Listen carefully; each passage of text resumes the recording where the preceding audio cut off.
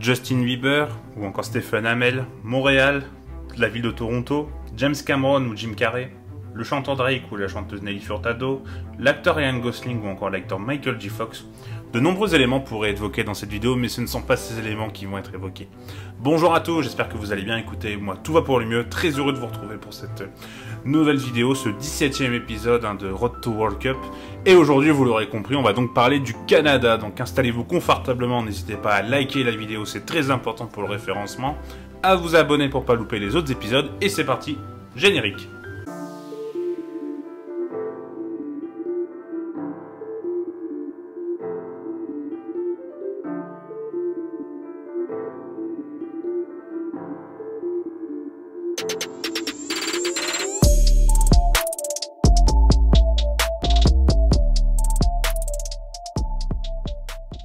Pour l'histoire du Canada en Coupe du Monde, ça va aller relativement vite, car effectivement le Canada n'a participé qu'à une seule Coupe du Monde, c'était en 1986, une Coupe du Monde qui avait lieu au Mexique, et là, le Canada avait donc fait 3 défaites malheureusement, une défaite 1-0 contre la France avec un but de Jean-Pierre Papin, et 2 défaites 2-0, donc une contre l'Union soviétique et une contre la Hongrie, donc voilà, même pas un but marqué dans cette compétition, et on espère vraiment que le Canada va du coup marquer quand même au moins un but dans cette compétition, même si c'est vrai que par rapport à 1986, le Canada est quand même mieux armé, et en plus de ça, c'était aussi le fait que le Mexique était du coup le pays hôte, donc qualifié d'office, donc ça a laissé une place supplémentaire, et c'est pour ça que le Canada s'est retrouvé dans cette compétition. Et est-ce que justement la forme du Canada actuellement peut permettre au Canada de faire mieux que ce qu'ils ont fait en 86? Bah, la forme est plutôt correcte. Ils ont fini premier de leur groupe en éliminatoire de CONCACAF, donc devant le Mexique et les États-Unis, c'est une première, ce qui est quand même assez énorme.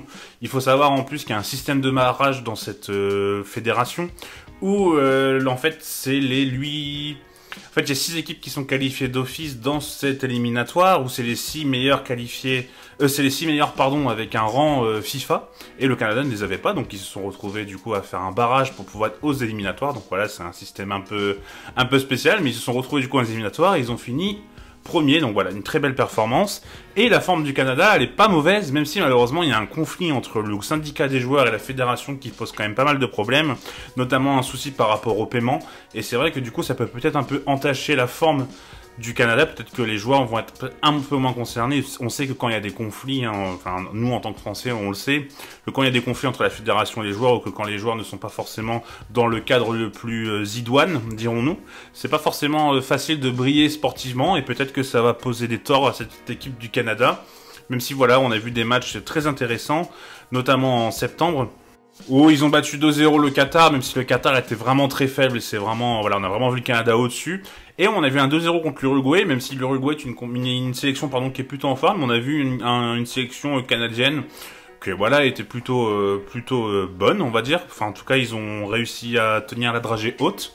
Et c'est vrai que, bon, bah voilà, le Canada, après, c'est pas forcément le sport le plus populaire, même si c'est un sport qui qui s'améliore, comme aux États-Unis d'ailleurs, le soccer de manière globale, le niveau de la MLS s'améliore, et c'est vrai qu'on a de plus en plus de joueurs qui émergent du côté du Canada, de joueurs de football, et voilà, donc la forme est plutôt au beau fixe. Après, la forme du Canada ne permet pas pour l'instant à cette nation d'avoir un niveau absolument incroyable. Ils ont plutôt, eux, en ligne de mire la compétition 2026 où ils seront qualifiés d'office, parce qu'effectivement, le Canada est pays organisateur avec le Mexique et les États-Unis, donc ils sont qualifiés d'office tous les 3. Et voilà, c'est vrai que le Canada, c'est peut-être plus à cet horizon 2026 où ils auront vraiment une équipe compétitive, parce que là, les jeunes sont encore un peu en période d'intégration, et c'est peut-être pour ça que là, pour l'instant, la forme est bonne pour le Canada, mais c'est pas non plus, voilà, un Canada qui a un niveau de jeu extraordinaire, sans dire qu'ils sont mauvais, loin de là, c'est loin d'être les pires dans les 32 sélections. Mais voilà, on en reparlera de toute façon après dans la poule, en plus ils ont une grosse poule, donc on en reparlera. Mais voilà, bonne forme, problème malheureusement avec la fédération et les syndicats des joueurs par rapport aux primes. Et voilà, c'est donc avoir la forme, mais en tout cas on a des joueurs qui sont plus que bons. Et par rapport aux sélectionneurs, c'est vrai qu'on a un très bon sélectionneur en la personne de John Herdman, qui était le sélectionneur, c'est assez atypique, je ne sais pas si c'est déjà arrivé, mais en tout cas on a John Herdman qui était sélectionneur de l'équipe féminine du Canada, qui pour le coup eux ont vraiment une belle sélection, et il s'est retrouvé du coup sélectionneur dans cette équipe des hommes, pardon, et en fait ce qui est le boulot est assez incroyable de la part de Herdman. Herdman, car voilà, il a réussi en fait à créer un peu une cohésion dans cette équipe parce qu'on sentait qu'il y avait du talent, on sentait qu'il y avait des joueurs de qualité, mais il n'y avait pas forcément une osmose et vraiment une grosse cohésion, et ça pouvait parfois manquer de rigueur d'un point de vue intégration des jeunes. Et c'est vrai que ça va beaucoup mieux. On sent vraiment une équipe qui est très très mise en place avec un schéma tactique bien défini, même si c'est pas non plus le plus grand génie tactique, mais clairement on sent ce que Herdman veut mettre en place. Et au-delà de ça, c'est vrai que maintenant il y a pas mal de jeunes qui émergent et les jeunes arrivent à intégrer l'équipe, donc c'est une très bonne chose. Donc voilà, c'est une équipe qui est vraiment stable, c'est quelque chose d'assez intéressant d'un point de vue évolution au niveau du Canada. Donc on va rentrer dans le vif du sujet, on va parler de l'effectif, et du coup on va rentrer dans un 3-4-1-2, et la grosse force de cette sélection, c'est le trio offensif, avec Kyle Larin, Jonathan David et Alphonso Davies. Alors c'est vrai que ça peut paraître surprenant, mais oui, Alphonso Davies joue vraiment très haut dans cette sélection, alors qu'il est défenseur gauche au Bayern, où d'ailleurs il rayonne complètement. Mais même dans sa formation, il jouait pas défenseur gauche, il est devenu défenseur gauche avec le temps au Bayern de Munich, mais quand il est arrivé, en tout cas il a une formation en tant que milieu et ailier. Et voilà, Alphonso Davies, c'est vraiment le meilleur joueur de l'équipe, on va pas se mentir, c'est un joueur absolument énorme. Et il joue là, je vous l'ai mis en fait en 10, mais en fait c'est un triangle entre Kyle Larin, Jonathan David et Alphonso Davies, où en fait il permute beaucoup. On a Jonathan David qui est capable, un peu comme il le fait au LOSC, pour les Lillois qui me suivent, qui est capable de beaucoup décrocher, et du coup Kyle Larin reste en numéro 9, et vice versa, en fait ça permute pas mal. Et c'est vraiment ce trio offensif, il est vraiment très très intéressant, il est très complémentaire, ça percute beaucoup, c'est très rapide, que ce soit David ou Davies, voilà, faut les tenir. Ils sont très rapides. Et voilà, Davies c'est vraiment ce monsieur plus, et David il monte en puissance. Le petit problème de David, comme on peut le voir au LOSC, c'est que par moment il y a des matchs sans. On l'a vu notamment contre l'Olympique Lyonnais là, dimanche du coup. Bon, moi ça m'a arrangé vu que je suis supporter à Lyonnais, mais c'est vrai que Jonathan David, en fait il peut être très fort, mais il peut passer complètement à côté d'un match. Alors ça s'améliore, je trouve qu'au niveau de la régularité ça commence à s'améliorer. Il y a moins de matchs sans. Il s'améliore aussi d'un point de vue jeu sans ballon, je trouve qu'il il se positionne beaucoup mieux par rapport à un moment. Peut-être le fait que s'il n'y a plus Burak Yilmaz au LOSC, du coup il arrive à mieux se placer. Enfin bref, voilà, je passe du côté du LOSC, mais là on va retourner du côté du Canada. Et c'est vrai que dans cette sélection, il va être vraiment important. C'est un joueur qui est vraiment bon, qui est promis un très bel avenir. Ce serait bien qu'il reste en Ligue 1 encore de nombreuses années. Je pense que ça va être compliqué parce que il va y avoir des prétendants qui vont toquer à la porte à mon avis. Mais en tout cas voilà, très très bon joueur, et ce trio offensif vraiment il est très intéressant. Il va falloir être vraiment solide pour pouvoir les contenir. Ensuite, moi il y a un joueur qui me plaît beaucoup, que j'ai découvert cette année en Ligue des Champions, qui s'appelle Eustáquio. Je ne connaissais pas du tout, qui jouait au Paços de Ferreira, ou au Paços de Ferreira, je crois que ça se dit, qui est à Porto depuis le mois de juillet. Je trouve que c'est un joueur absolument excellent. Je m'attendais pas à avoir un joueur voilà de ce niveau quand il est arrivé. Moi je suis pas le plus grand suiveur du football portugais, donc c'est vrai qu'à part Porto, Benfica en Europe et le Sporting, voilà, j'ai pas une connaissance folle, mais c'est vrai que Eustáquio moi m'a beaucoup plu. On en reparlera après dans la rubrique jour à suivre.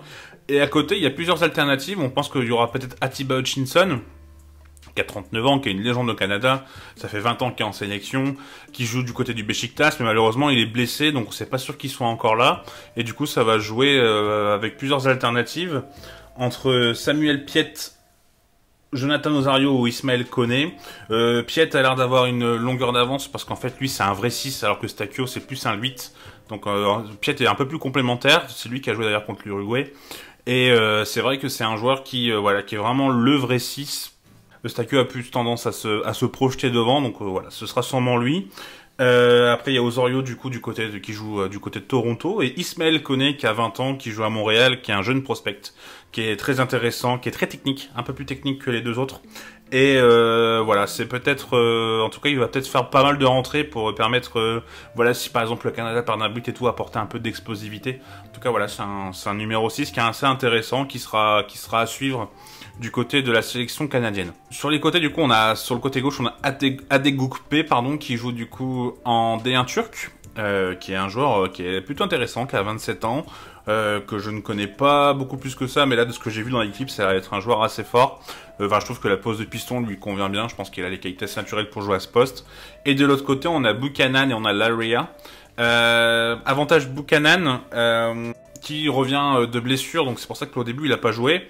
Et en plus de ça, donc là il joue à Bruges, c'est un joueur qui est vraiment très intéressant aussi du côté de Bruges. On a pu le voir également notamment dans certains matchs. Et on a Leria qui a joué du coup titulaire les derniers matchs de la sélection, mais il joue à Toronto et Toronto ne joue pas les playoffs. Donc voilà, il va se retrouver quand même dans une période assez grosse sans match. Et du coup, ça peut peut-être poser problème, et c'est pour ça qu'on va mettre Buchanan, à mon avis. Enfin, en tout cas, c'est ce que m'a dit la personne qui m'a aidé. Comme d'habitude, hein, la personne donc, qui est Antoine de Culture Soccer, on en reparlera en fin de vidéo. En tout cas, voilà. Voilà pour ces pistons. C'est des pistons voilà, qui sont très intéressants, qui sont très offensifs pour le coup. Très très offensifs. Surtout Buchanan, parce que je crois qu'il joue plus haut à Bruges de mémoire. Donc voilà. Et les trois défenseurs, c'est pas forcément une faiblesse, on va dire, mais c'est pas un back three de grande qualité, dirons-nous. C'est surtout que c'est un back three qui est assez lent, dirons-nous. C'est pas voilà, ils sont très bons en duel aérien, tout ça, mais c'est vrai que c'est pas des joueurs qui sont très rapides, et ça peut poser problème, notamment dans cette Coupe du Monde. Donc à voir ce que ça va donner, mais en tout cas c'est peut-être la petite faiblesse de cette équipe. Mais voilà, ça reste des joueurs quand même qui sont plutôt intéressants. Dans l'animation des trois, c'est plus Vitoria qui va rester un peu plus derrière. Miller et Johnston seront plutôt aptes à monter un petit peu, être en qualité de premier relanceur et de pouvoir casser les lignes. En tout cas, voilà pour ces trois défenseurs. Et en gardien, on a Milan Borjan, qui est du coup le gardien de cette sélection depuis plus de 10 ans, que ce sera peut-être sa dernière Coupe du Monde, surtout qu'il y a des gardiens derrière qui sont plutôt intéressants, qui est le capitaine de l'Étoile Rouge de l'Étoile Rouge de Belgrade, pardon. Donc voilà, c'est un très bon gardien qui est très apprécié du coup au Canada.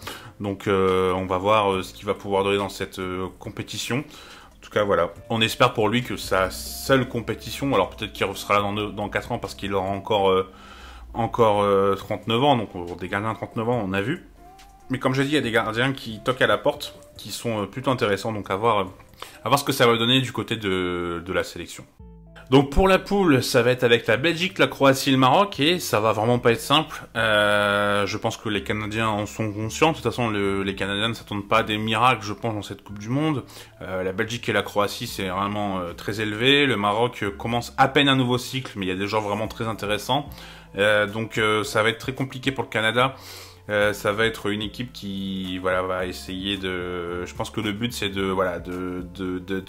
d'être éliminé avec les honneurs s'ils n'arrivent pas à se qualifier. Mais voilà, c'est pas une équipe qui va faire des miracles, enfin on sait jamais. Hein.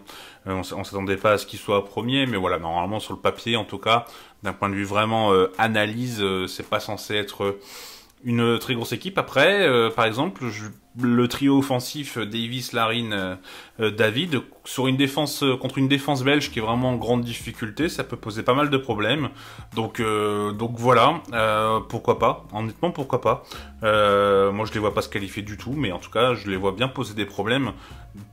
À la Belgique, par exemple, le Canada, la Croatie me semble assez solide, et le Maroc aussi, pourquoi pas, hein, mais en tout cas, voilà. Je pense que le Canada est capable déjà de marquer son premier but dans l'histoire de la Coupe du Monde, ce qui est déjà une bonne chose, et je pense qu'ils vont pas être non plus horribles. Et pour les joueurs à suivre, du coup, je vous l'ai dit en préambule dans l'effectif, on va parler de Eustáquio.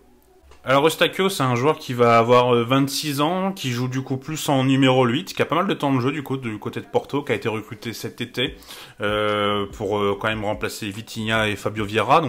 Donc voilà, c'est quand même plutôt une charge. Au début, ça a été un peu plus difficile, mais voilà, Sergio Conceição lui laisse la chance. Et vraiment, moi, je le trouve vraiment très intéressant. C'est un 8 qui est capable, voilà, de trouver la dernière passe, de faire pas mal de passes clés, de faire pas mal d'actions qui mènent à un but. C'est un joueur qui est plutôt précis d'un point de vue passe, qui a un gros abattage, qui est bon techniquement, en Champions League, moi j'ai trouvé vraiment très intéressant. Il est capable de marquer, hein. D'ailleurs il a mis 2 buts en Champions League. Et voilà, c'est un joueur qui me plaît, moi, qui me plaît bien. Je le trouve assez soyeux dans sa façon de jouer. Je le trouve assez bon, assez percutant, enfin voilà, faut vraiment qu'il soit accompagné d'un 6 par contre, comme dans la sélection. Mais c'est un joueur moi qui me plaît bien, et voilà, je voulais vous en parler parce que, alors comme j'ai dit, je suis pas le plus grand suiveur de la Liga, donc moi je suis le championnat portugais par le prisme des compétitions européennes. Mais en tout cas, c'est un joueur que je trouve assez bon, assez prometteur. Il va avoir que 26 ans et là il connaît du coup le haut niveau entre guillemets avec Porto.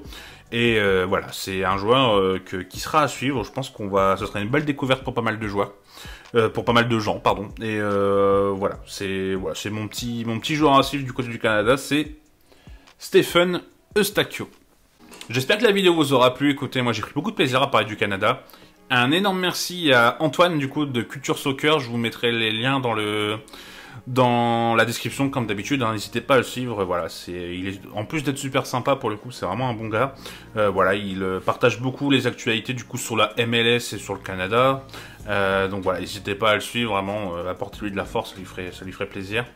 En tout cas, on se retrouve très bientôt. Le prochain épisode de Road to World Cup sera sur le Sénégal. Donc ce sera le 18e, il sortira demain, je pense. En tout cas, voilà, j'ai déjà pas mal travaillé dessus. Là, on travaille d'arrache-pied, mais comme je vous l'ai dit, pour le plus grand plaisir, hein, voilà, c'est ce que j'aime faire. Donc surtout découvrir comme ça des nouveaux joueurs et par les sélections, c'est quelque chose de cool. Même si cette Coupe du Monde est un peu controversée, mais voilà, j'aime bien. Hein. Je suis content de pouvoir retrouver un peu ce football de sélection qui est parfois un peu tant décrié, mais quand même la Coupe du Monde, ça reste, pour moi, ça reste une Coupe du Monde et ça a une saveur particulière. Donc très heureux de pouvoir parler de toutes ces sélections. En tout cas, je vous souhaite une bonne journée ou une bonne soirée en fonction à l'heure où vous regardez cette vidéo et je vous dis très bientôt, prenez soin de vous. Tchuss!